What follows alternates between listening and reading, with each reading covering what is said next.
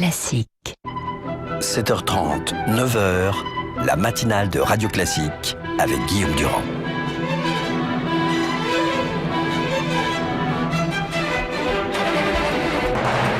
L'invité politique sur Radio Classique et LCI. L'invité politique est Valérie Pécresse, que vous connaissez. Nous sommes en pleine campagne régionale. Bonjour et bienvenue. Bonjour. Est-ce que vous diriez, comme le signalent les sondages, qui vous placent d'ailleurs en position de favorite concernant évidemment l'Île-de-France, que la préoccupation numéro 1 des Français aujourd'hui, c'est la lutte contre le terrorisme? Est-ce que c'est ce que vous ressentez sur le terrain?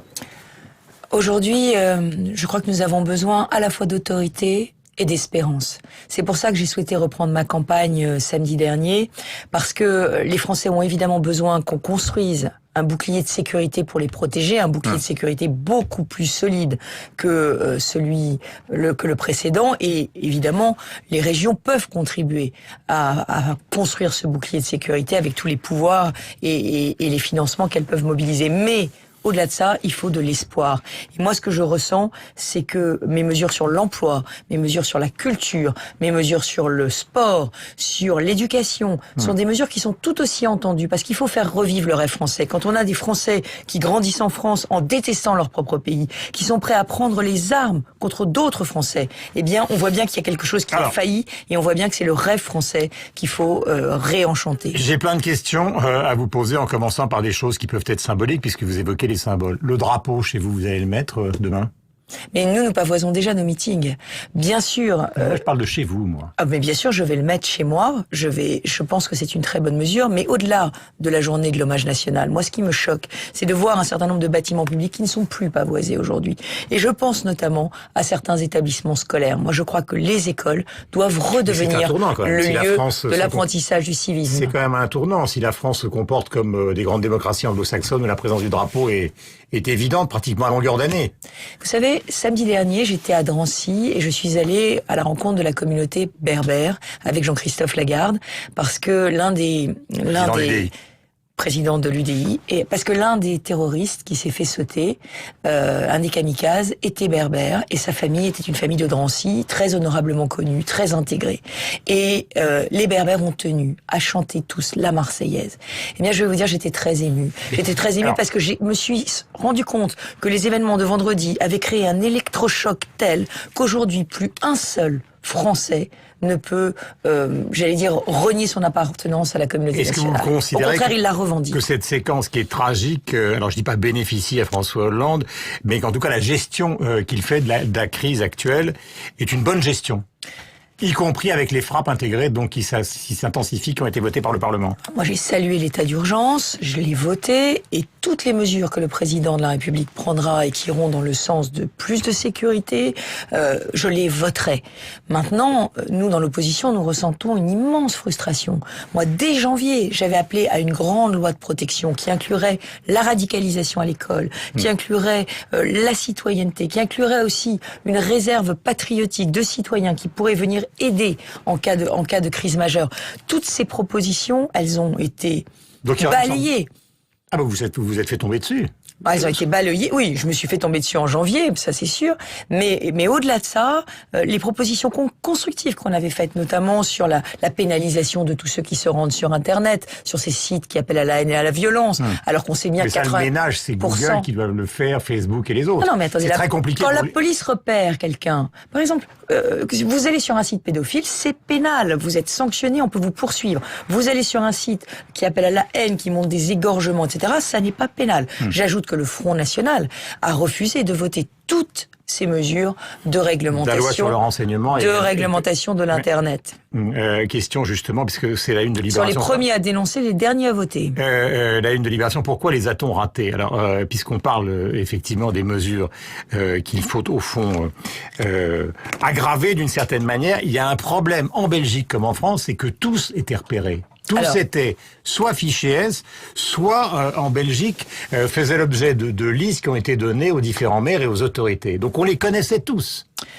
Je ne me tairai plus sur cette question. Nous avons eu des signaux d'alarme qui nous ont été donnés. Et moi, j'ai eu des signaux d'alarme qui m'ont été donnés par un certain nombre d'organisations syndicales de grandes sociétés de services publics.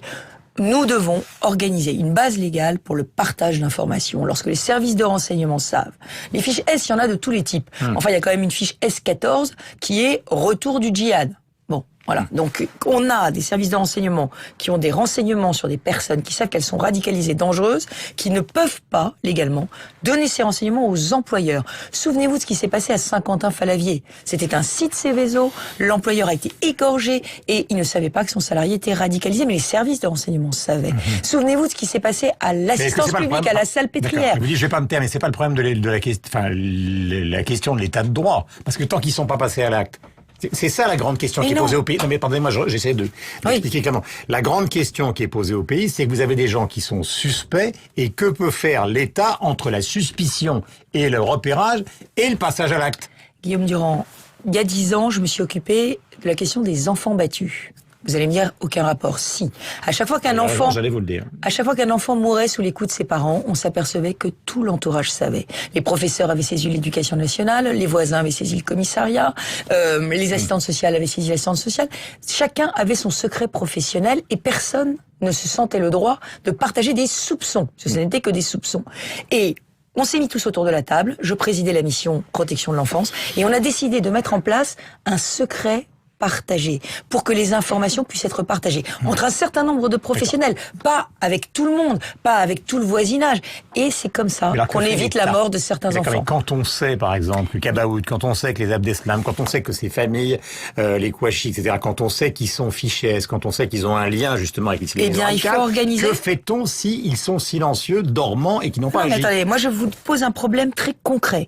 Ces personnes-là ne doivent plus pouvoir être embauchés ni salariés dans une grande entreprise de transport public comme la RATP ou la SNCF, dans un aéroport. Ça les empêche de faire un attentat. Déjà, si le fait que leur employeur le sache et puisse s'en séparer, ça fait qu'ils conduiront plus de bus, qu'ils conduiront plus de métro, qu'ils conduiront plus de train, qu'ils seront plus salariés sur un site Céveso. Donc d'ores et déjà, on met des bulles de sécurité mais on les sur des points stratégiques. On les enferme pas d'une manière préventive. Alors si. Par ailleurs, il faut évidemment, quand on a des soupçons étayés... C'est pas que je le souhaite, c'est la question que je vous pose. Guillaume Durand, quand on a des soupçons étayés, il faut qu'on prenne des mesures de contrôle. Et Nicolas Sarkozy a proposé, et je pense que ce serait raisonnable, que sous le contrôle de l'autorité judiciaire, on puisse les assigner à résidence dans le cadre de l'état d'urgence, qu'on puisse les faire suivre sous bracelet électronique. Mais je parle évidemment des fiches S les plus radicalisées, celles dont on sait qu'ils ont été en contact direct avec des terroristes, qu'ils sont partis s'entraîner dans des pays en guerre, ou ceux qui rentrent de faire le djihad. La COP21, vous étiez pour son report ou pas? Parce qu'on est dans une campagne où la préoccupation des gens, alors elle est à la fois inquiétude, terrorisme, problèmes économiques, mais aussi circulation. Ça va être un vrai souk à partir de lundi sur les embouteillages, mais on le savait et malheureusement rien n'a été anticipé. Moi j'ai demandé à l'État de prendre en charge la gratuité des transports dimanche et lundi parce qu'on est en train de nous dire c'est la région qui va devoir payer. Donc on est en train de nous dire encore que ça va être des nouvelles charges transmises à la région. Il y a la fluidité. Nous aurons des embouteillages, évidemment. Il faut payer le prix d'embouteillage monstre pour accueillir 130 ou 140 chefs d'État et réfléchir sur le réchauffement climatique. Le vrai sujet, c'est la concordance de tous ces calendriers qui sont les calendriers des courses de Noël, le calendrier de la COP21, le calendrier des élections. Ça, c'est le gouvernement qui a fait ses choix de date. Il doit les assumer. Ça va plonger tout le monde dans une situation, indescriptible lundi. Mais ça, c'est le gouvernement qui a fait ce choix. Sur le principe de la COP21, oui, il fallait la maintenir. Il fallait la maintenir parce que les terroristes ne dictent pas leur calendrier à la France. En revanche, je pense qu'il fallait la maintenir sous un format bien plus réduit parce que, évidemment, aujourd'hui, nos forces de sécurité, elles doivent se déployer sur tout le territoire et pas être concentrées sur Paris. J'ai une dernière question, vous parlez russe ? Oui. Vous diriez quoi à Poutine ? Imaginons que vous soyez François Hollande, c'est un changement considérable à la fois de sexe et d'allure, mais vous le voyez ce soir, vous lui dites quoi ? Je lui dirais, allez, reprenons de manière réaliste des relations. On a un combat à mener ensemble, Vmiestie, c'est contre l'État islamique. Mais est-ce que vous pensez qu'il est disponible pour ce genre de discours ? Même si la France a changé de stratégie diplomatique ? Je pense que Poutine est un réaliste absolu. Je pense qu'il a souffert de toutes les mesures de sanctions qui ont été prises à l'égard de son pays. Et je pense qu'il est prêt à entendre ce discours. Maintenant, c'est un discours compliqué parce que les Russes ne sont préoccupés que par leurs propres intérêts. Donc il faut aussi qu'on leur parle de manière un peu virile. Valérie Pécresse est notre invitée ce matin sur l'antenne de Radio Classique. Merci, bonne journée à vous. En 2005.